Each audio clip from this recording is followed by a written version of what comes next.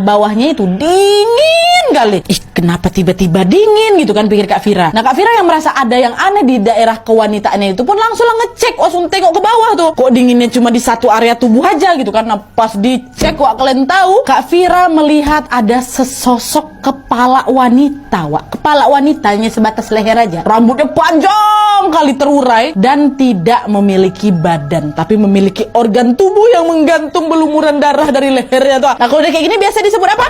Kuyang. Betul, Wak. Kak Fira melihat sesosok kuyang sedang, aduh, cuman cara aku bilangnya ya, maaf nih, Wak, ya, karena kalau nggak dijelasin macam mana biar orang ini tahu apa yang dilakukan kuyang. Pokoknya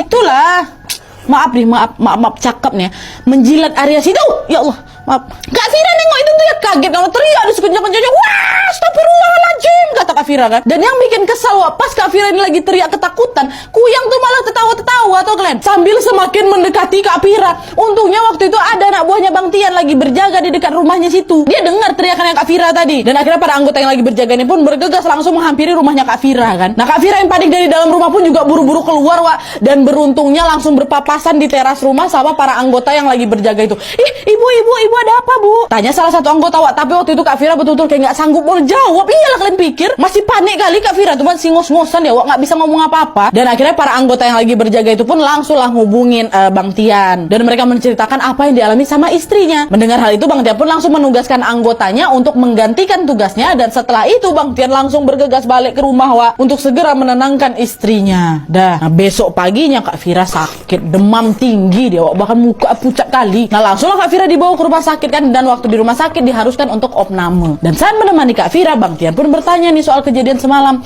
Sayang, kamu kemarin kenapa? Coba cerita sama aku. Udah lah, diceritain lah kejadian yang Kak Fira alami itu kemarin ke Bang Tian kan. Bang Tian dengar itu apa nggak terkejut-kejut ya, dan dia betul-betul tidak menyangka kalau istrinya bisa ngalamin hal yang kayak gitu kan, geli kan, wak. Oh ya udah sayang, penting sekarang kamu nggak kenapa-napa. Kita harus lebih rajin sholat lagi ya, dan jangan lupa untuk selalu berdoa dan meminta perlindungan dari Allah Subhanahu Wa Taala, kata Bang Tian. Udah tua. Nah, 3 hari setelah dirawat di rumah sakit, kondisi Kak Fira pun alhamdulillahnya membaik, bahkan sudah bisa kembali bekerja. Dari rumah berangkatlah itu Kak Fira ke rumah sakit kan, wak, untuk melakukan rutinitasnya sebagai dokter bedah. Dan pada saat tiba waktu istirahat makan siang, kejadian aneh pun terjadi lagi sama Kak Fira, wak. Dimana pada saat Kak Fira lagi minum, air putih yang mau dia minumnya tiba-tiba berubah jadi darah, katanya. Itu ya Kak Fira kaget kan, refleks lah, langsung dia buang gelasnya itu, katanya.